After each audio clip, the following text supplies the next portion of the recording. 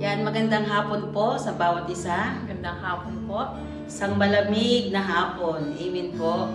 So, parang Pasko. Amen po. Amen po. Mas malamig pa sa Pasko. So, tuloy po natin yung ating pinag-aaralan, yung ating recap noong training. Praise God kasi nahihimay-himay yung mga natutunan natin doon sa training. At isa po sa aking share din sa inyo ay yung isinare po din sa atin. Amen po. Kung matatandaan nyo, yung sa Philippians 4:19.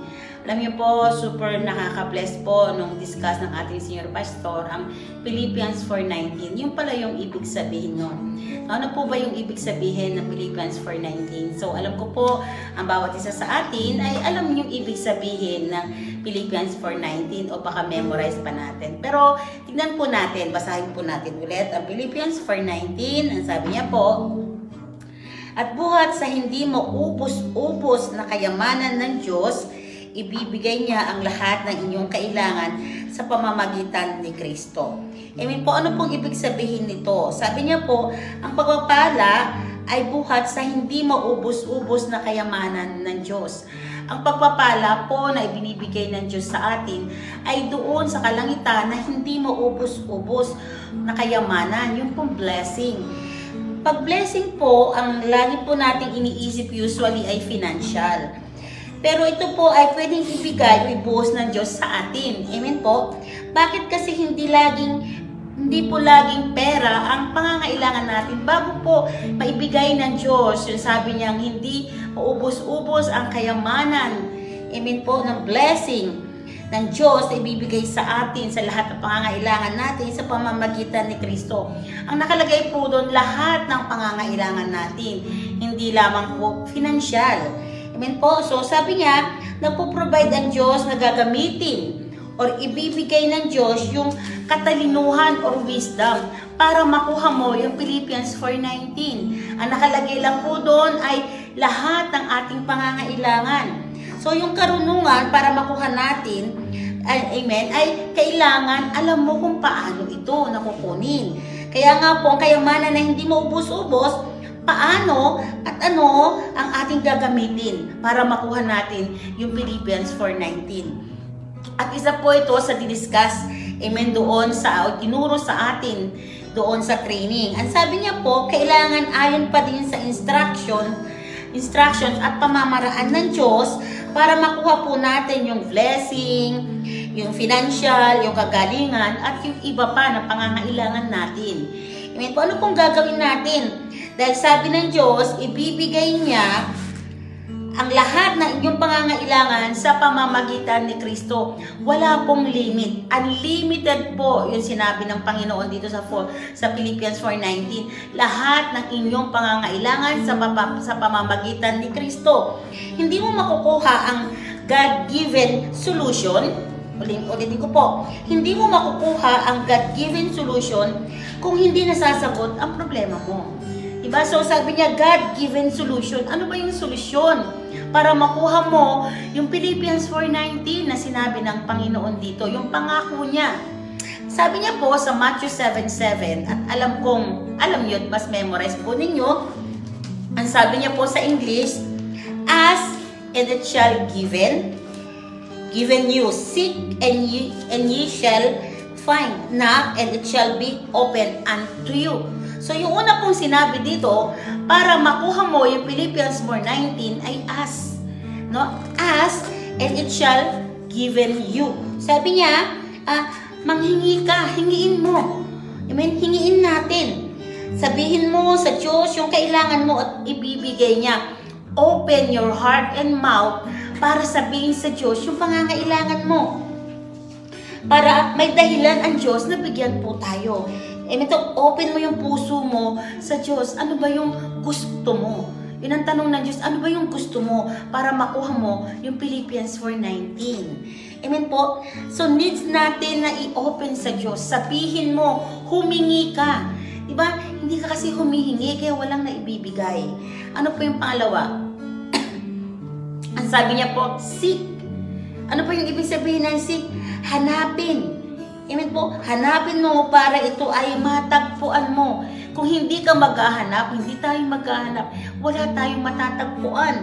Saan natin hahanapin? Hahanapin natin sa salita ng Diyos. Hahanapin mo yung pangangailangan mo doon sa salita ng Diyos, sa Bible. Nasa Bible po, amen, yung kasagutan ang hahanapin po natin para masagot ang lahat ng pangangailangan natin. Marami pong sinabi ang Diyos sa kanyang salita. Amen po? At ang kanyang salita ay ang kalooban ng Diyos. Kalooban ng Diyos na tayo hindi maghirap financially. Kalooban ng Diyos na ikaw ay walang sakit at hindi ka magkasakit. Kalooban ng Diyos na hindi magulo ang sitwasyon ng ating buhay or even na ministry mo. Yun po ay kalooban ng Diyos. Pero kailangan mo lamang itong hanapin para matagpuan po natin. Amen po? Hindi ka naghahanap kaya hindi po natin natatagpuan. Although alam ng Diyos, no, yung mga pangangailangan, alam ng Diyos po yung pangangailangan natin, no? Alam niya na kailangan mo ito. Seek, no? Hanapin mo siya. Amen po? Humingi ka po ay ating matagpuan. Ano yung huli? Sabi niya, nak, kumatok ka. Amen po? Ang isang tao po, hindi alam na ikaw ay nasa labas kung hindi ka kakatok sa pintuan ng kanilang bahay. No, kailangan gumawa ka, umaksyon ka para alam nung nasa loob na ikaw ay nasa labas. Once na kumatok ka, alam ng Diyos kung paano kanya bubuksan. Alam ng Diyos kung ano yung ibibigay niya sa'yo. Para ito ay buksan ka, kumatok ka sa pintuan ng Diyos, sa puso ng Diyos. Kasi hinihintay lamang ng Diyos ang pagkatok mo. Anytime lumalapit lang tayo sa Lord, i-open natin sa Lord ang lahat. Amen, bubuksan ka niya kapatid, bubuksan niya ako, bubuksan tayong lahat. Amen, kung sa tingin mo, close na, kumatok ka lang, sabi niya, para makuha natin yung God-given solution. Amen po, sapagkat ang sabi ng Diyos sa Jeremiah 32, verse 27, akong si Yahweh, ang Diyos ng lahat ng tao. Walang mahirap para sa akin. Ulitin ko po. Akong si Yahweh, ang Diyos ng lahat ng tao. Walang mahirap para sa akin. Pangako po yan ng Diyos. Ang kailangan po, magtiwala. Walang mahirap sa Diyos. Lumapit ka lang. At yung biyaya ng Philippians 4:19. Amen. Seek. Amen po. Seek, knock, and seek us. Ask, seek, and knock. Lahat po yung tatlong yun ay ibibigay ng Diyos kung ito po ay ating hahanapin. Amen po, walang mahirap sa Diyos, walang mahirap kay Yahweh, kaya niyang ibigay. Andun lamang po na tayo magtiwala at yung ating pananampalataya, amen, ay mag-function sa mga panahon na ganito. Amen po, sa panahon na nangangailangan tayo, tapat po ang Panginoon. At huwag po tayo manghihinawa na lumapit, makipag-usap sa Diyos at sabihin ang lahat ng ating pangangailangan. Ito lamang po at ito po si Pastora Ellie. Amen. Praise God. Salamat, Pastora Lea. Magandang hapon o gabi po muli sa bawat isa sa atin.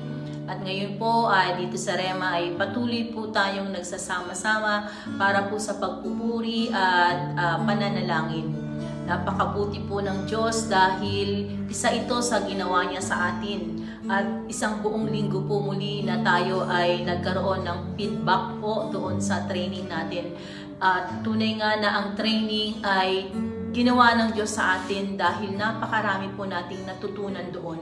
At ngayon po ay inuulit-ulit natin para po mas mailagay pa sa ating spirito at hindi po natin itong makalimutan.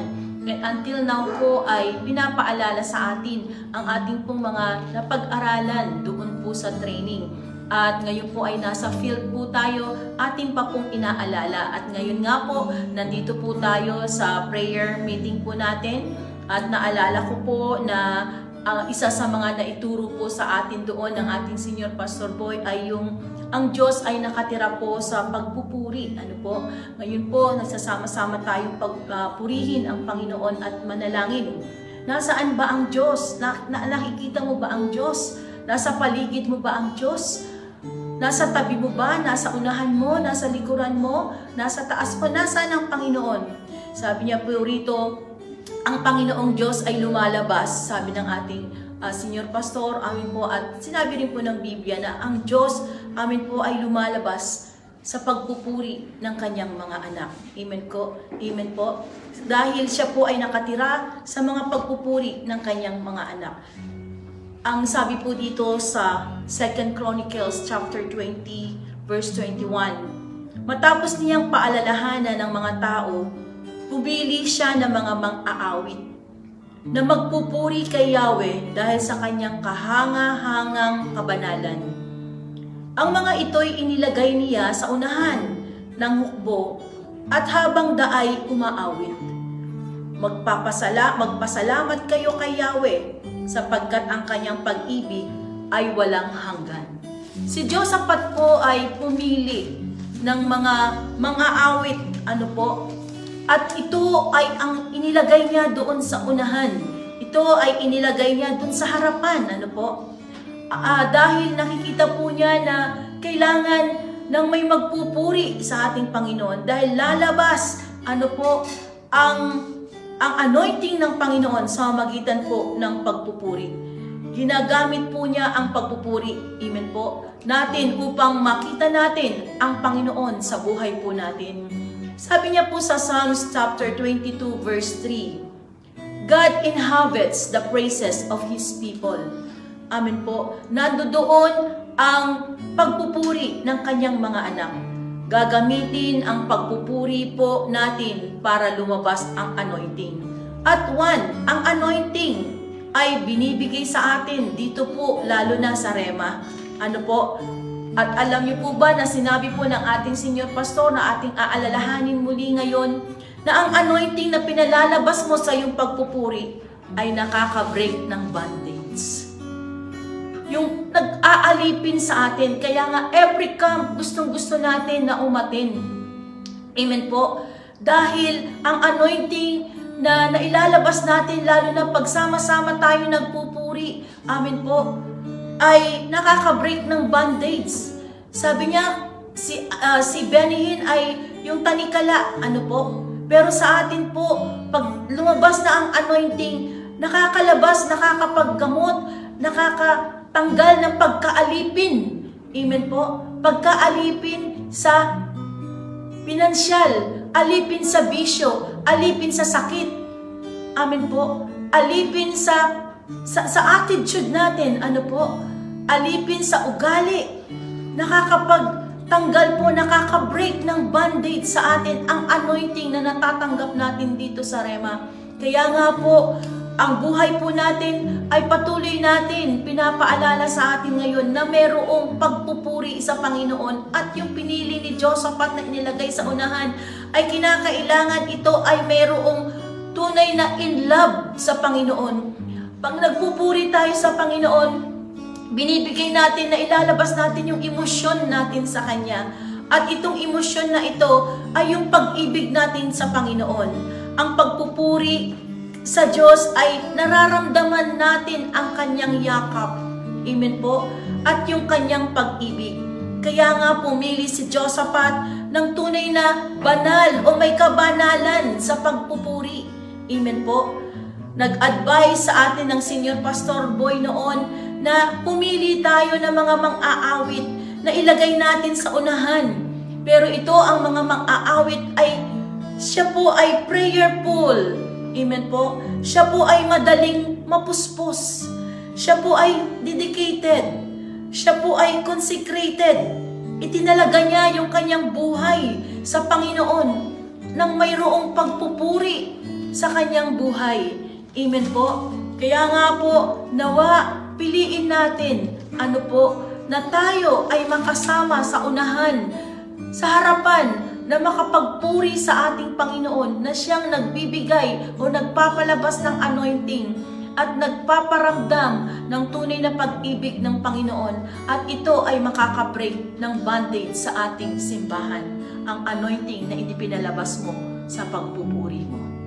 Kaya mga kapatid, tulad ngayon, sama-sama po tayong magpuri sa ating Panginoon at palabasin natin, palayasin sa magitan ng ating pagpupuri ang mga nag-aalipin sa bawat isa sa atin. Amen po. Sama-sama tayo ngayon magpuri at lalabas magitan ng pagpupuri natin ang panalangin na ibubuhos ng Diyos sa atin sa gabing ito na tayo ngayon ay sama-sama. Samahan niyo po kami, tayo po'y magpuri, pagpupuring may kabanalan, pag-ibig, at paglabas ng emosyon sa ating Panginoon. Hallelujah! Thank you, Jesus. Thank you, Lord. Patuloy po kami sama-samang magpupuri sa iyo ngayon, Panginoon. Hallelujah! Kami ay lumalapit sa iyo, O Diyos. Ako sa iyo'y lumalapit, sa iyo, mahal naming Panginoon, nagpapasalamat sa iyong paghilingan sa bawat araw ng aking buhay. Aking nararamdaman, pag-ibig mo't katapatan, kahit na kung minsan sa'yo'y nagkukulang, patuloy mo pa ring minamahal. Awitin ko ang kabutihan mo na di nagbabago. Mananatili ka kailan pa man dito sa puso ko. Panginoon, sa'yo lamang ako. Hallelujah. Panginoon, kami po'y lumalapit sa'yo, Diyos. Ako sa'yo'y lumalapit, sa'yo, mahal naming Panginoon, nagpapasalamat sa iyong pag-iingat sa bawat araw ng aking buhay.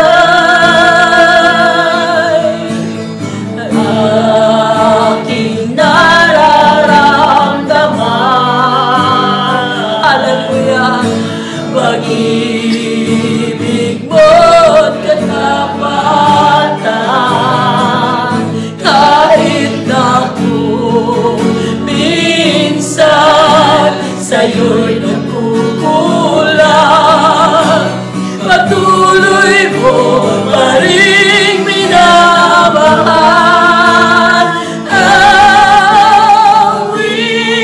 Awitin mo ang kabutihan mo na di nagbabago. Mananatili ka kailan pa man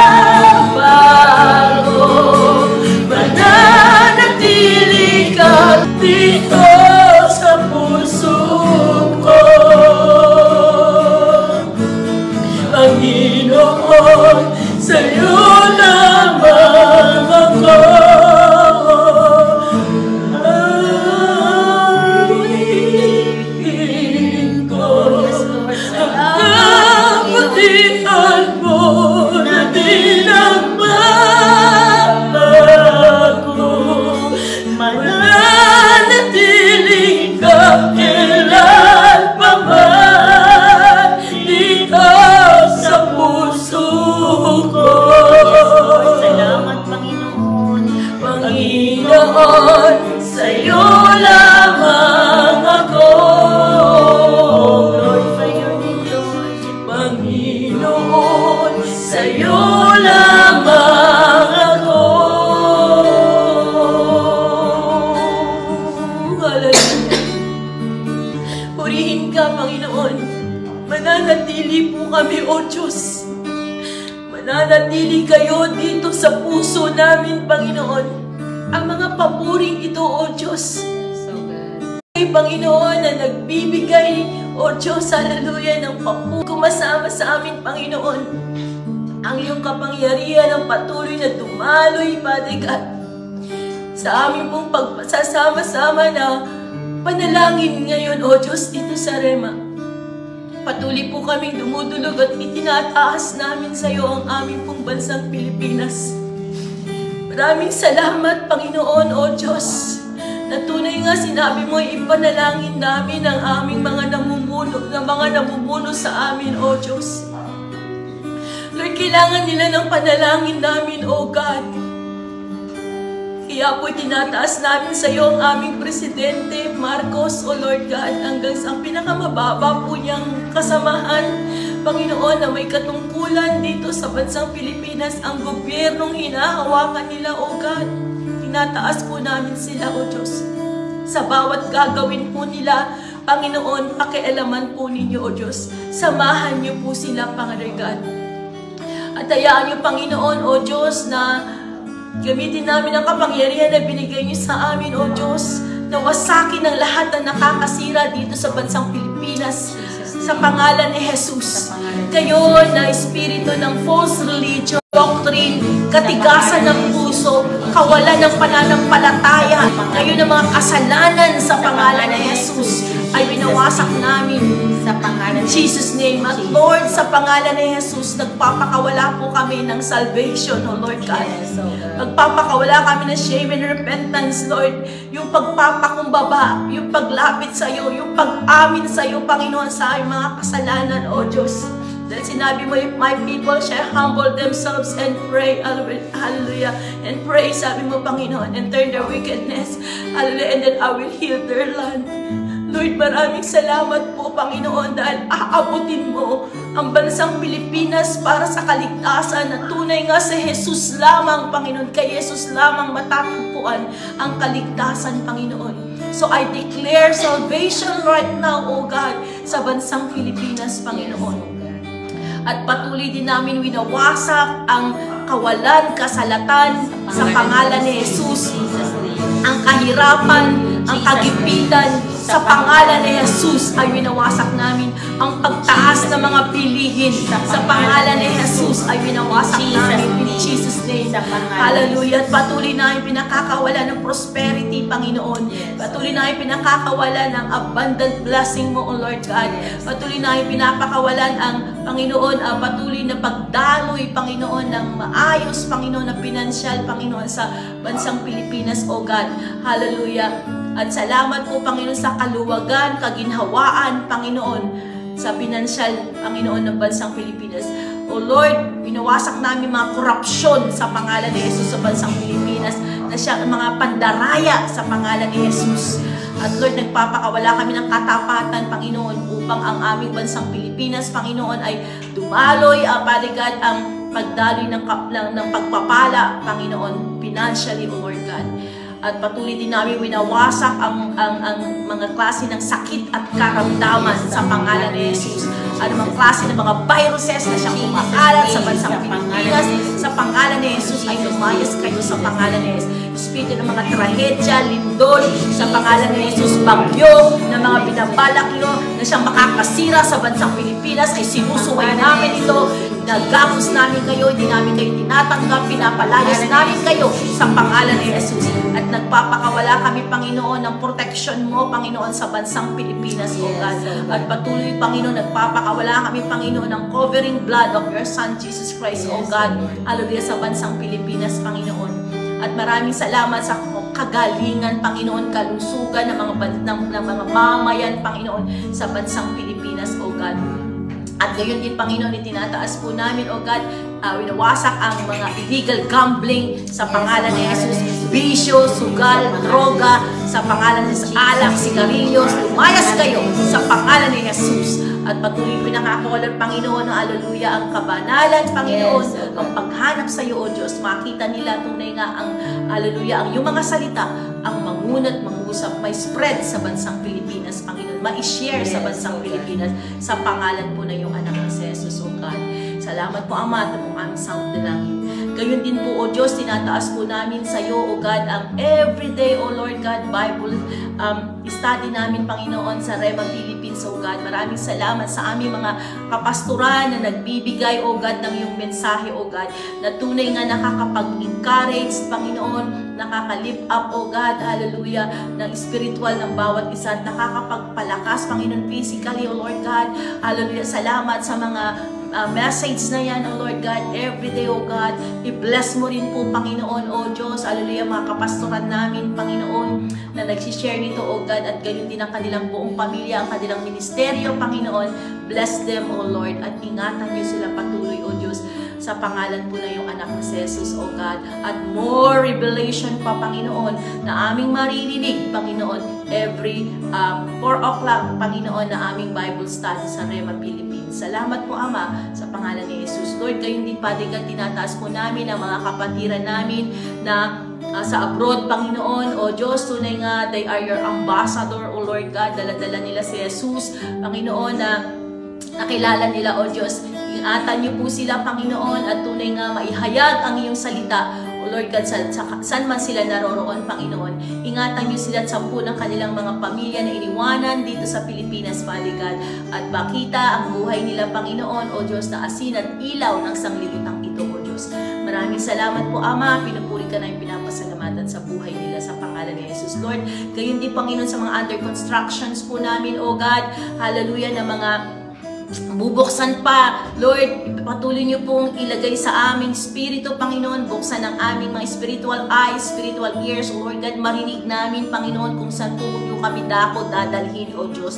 Hallelujah, at maraming salamat, Panginoon, sa mga under construction na bubuksan pang mga simbahan, O God, and lahat ng pangangailangan nito, you will provide, dahil ikaw ang nagbubukas, ikaw din ang magsasara. At maraming salamat sa mga kaluluwa na aming ipapanganak sa iyo, Panginoon, sa pangalan po na iyong anak si Jesus, in Jesus' name. Lord, ganun din po, Father God, sa mga prayer request ng aking mga kapatiran ngayon, Panginoon, nothing is impossible in your name, O God. Lahat ng mga naisulat nila sa kanilang mga sa papel o sasambitin ng kanilang mga labi, Panginoon, tunay nga ang mga prayer request na ito, Panginoon, ay nasagot mo na ngayon pa lang dahil nananampalataya kami na ikaw ang aming Diyos na nagbibigay ng kasagutan, O Diyos, sa pangalan ni Jesus. At gayon din po, prayer request ng kabuuan ng Rema sa aming Senior Pastor Boy, Lord, salamat sa kalakasan, salamat sa kompletong kagalingan niya, Panginoon, sa kanyang physical na katawan, O God. Patuloy niyo po siyang ingatan at pagpalain, O God, at salamat, bantayan ang kanyang kalusugan. Salamat po, Ama, ito pong aming samot na langin sa pangalan ni Jesus. Amen. Yes, Lord. Panginoon, salamat sa gabing ito. Salamat, O Lord, sa mga mensahe mo, O God. Patuloy po namin tinataas sa iyo ang aming Senior Pastor. Bigyan mo po siya ng wisdom, Lord, na patuloy, O God, na mapamahalaan, Panginoon, yung ministeryo pinagkatiwala mo sa kanya. Ingatan mo po siya sa lahat ng kanyang pinupuntahan, Panginoon, O God.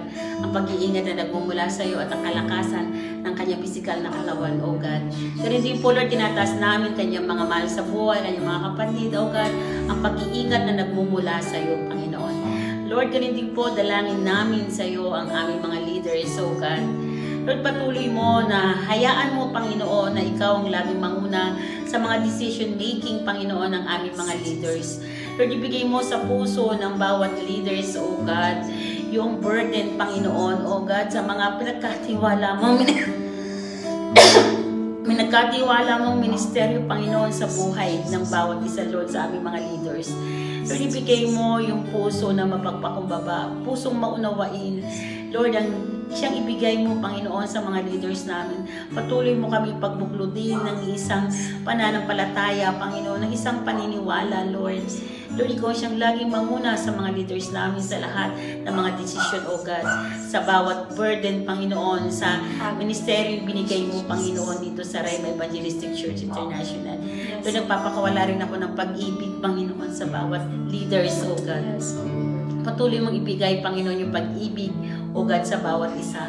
Ganun din po, Lord, tinataas namin, Panginoon, ang mga pastors, ang mga workers, O God. Lord, ang bawat simbahan ng Rema, ang bawat miyembro, Panginoon, O God, nakikita mo mga pangangailangan ni Lord ang bawat isa. Satanas, winawasak kita. Huwag mong pakialaman ang mga workers, ang mga pastors, sa mga sakit at karamdaman na yan. In Jesus' name, we rebuke you at sa lahat ng mga miyembro ng aming simbahan, hindi ka namin pinapahintutan sa pangalan ni Jesus. We rebuke you sa pangalan ni Jesus in Jesus' name.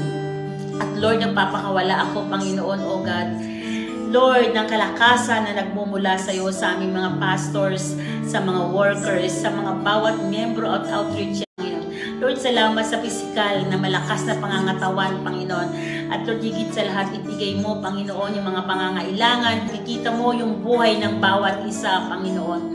Lord, hindi maikli ang iyong kamay para hindi abutin ang mga pangangailangan ng mga pastors namin, ng mga workers, O God, ng bawat miyembro at outreaches ng aming simbahan. Panginoon, patuloy mo pa rin ibigay sa amin yung kabigatan, Panginoon, sa pananalangin sa mga kaluluwa, O God. Yung burden, Panginoon, O God, ng mga kaluluwa at pinakakawalan ko sa bawat miyembro, Panginoon, ng simbahan ito, O God. Patuloy mo kaming turuan, Panginoon. Patuloy mo kami, Panginoon, na ibigay yung pagmamahal, O God, na binigay mo sa amin, ay may bahagi namin, Panginoon, yung concern sa mga kaluluwa, sa mga taong hindi pa nakakilala, O God. Ingatan mo, Panginoon, sa bawat paghayo ng mga pastors, bawat paghayo ng mga workers at ng mga miyembro, Panginoon. Idako mo ang kanilang mga pangyapak sa lugar, Panginoon, na nangangailangan ng iyong kagalingan, nangangailangan ng salvation, Panginoon, O God. Gamitin mo, Lord, ang mga tao na yan, ang mga miyembro namin, ang mga workers and mga pastors, Lord. Ingatan mo sila, saan man sila dumako paroon, Panginoon. Salamat, Panginoon, O God, sa patuloy na pagbigay mo, Panginoon, ang mga pangangailangan nila, Lord. Batid mo mga pangangailangan ng aming mga pastor, Lord, ang mga workers, ang bawat miyembro, Panginoon. Salamat, O God, kasi patuloy ka, Panginoon, na hindi nagpabaya kahit kailan sa iyong mga anak, Panginoon. At ganito yung po, Lord, tinatas ko ang mga bawat inawanan ng mga workers and mga pastors ng pamilya. Patuloy na ikaw ang umabot ng kanilang pangangailangan. Patuloy na ikaw ang magbigay ng kanilang pangangailangan. Maging, Lord, sa spiritual, sa financial. Panginoon, comfort mo sila, Panginoon, O God, ang mga mahal sa buhay ng mga iniwanan ng mga workers, O God. At ganun din po, O God, ang mga pastors. Lord, ibigay mo yung joy sa paglilingkod, Panginoon, O God, at kalakasan, Panginoon, sa mga workers, sa mga pastors, at bawat miyembro, Panginoon. O Lord, at simbang ito ng outreach na ito. Lord, ibigay mo sa amin yung pag-ibig. Lord, buuin mo kami, Panginoon, O God. Bigay mo sa amin, Panginoon, yung puso, Panginoon, O God. Lord, na ikaw lang yung aming titignan, Panginoon, O God. Hayaan mo, O God, na masagot ang lahat ng panalangin ng mga workers, ng mga pastors, at bawat miyembro, at bawat simbahan, Panginoon, O God. Salamat din, Lord, sa mga outreaches na bubuksan mo pa. Idako mo ang aming mapangyapak sa mga lugar na yan, O God. Ganun din po, Lord, salamat, O God, sa maraming, ikaw yung God of provider namin, Panginoon, pangangailangan sa renta, pangangailangan sa mga Lord, at lahat ng pangangailangan, Panginoon, ng bawat isa sa amin, O God, ay tugunin mo, O Lord. Salamat, Panginoon, at dalang, Lord, ang aming anniversary, Panginoon, dito sa Rema Evangelistic Church, O God, mga campings, mga anniversaries, Panginoon, patuloy na tinataas namin sa iyo, at naniniwala kami ngayon pa lang, Panginoon, yung aming camping, Panginoon, ay may lugar na kami, at ingatan mo ang lugar na yan, O God. Salamat, Panginoon, dalangin namin sa iyo, Panginoon, ang lahat ng ito, at naniniwala kami na lahat ng aming napanalangin, katulad na sinabi mo sa Psalm 6:9, Lord, ano man ang aming daing, Panginoon, O God, ay sinasagot mo, at ano man ang aming panalangin, O God. Maraming pong salamat, Ama. Ito po ang aming samot dalangin sa pangalan ni Jesus. Amen. Tayo po'y muling magpuri sa Panginoon. Kalakasan ko ikaw. Kalakasan ko ikaw. Jesus. Hallelujah, Jesus. Pag-ibig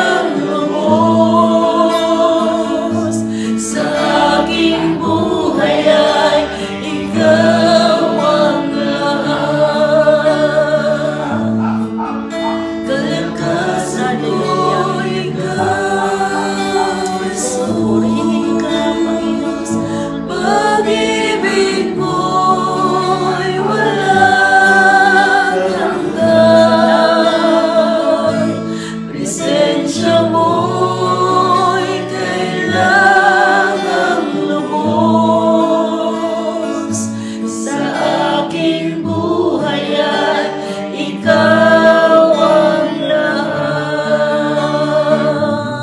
Sa aking buhay at ikaw ang lahat. Praise you, Jesus. Hallelujah, yes, O Lord. Tunay nga, Panginoon, ang kalakasan namin, O Diyos, ay ikaw, O Diyos. Yes, Lord. Kaya kami nagpapatuloy, Panginoon, ang tibay na aming nararanasan, Panginoon, ang pagmamahal, Panginoon, O Diyos, hallelujah, ang pagpapatuloy ng buhay ng paglilingkod na ito, dahil sa iyo, Panginoon, sa lakas na ibinibigay niyo po sa amin, Panginoon, O Diyos. Maraming salamat po sa kalakasan, O God.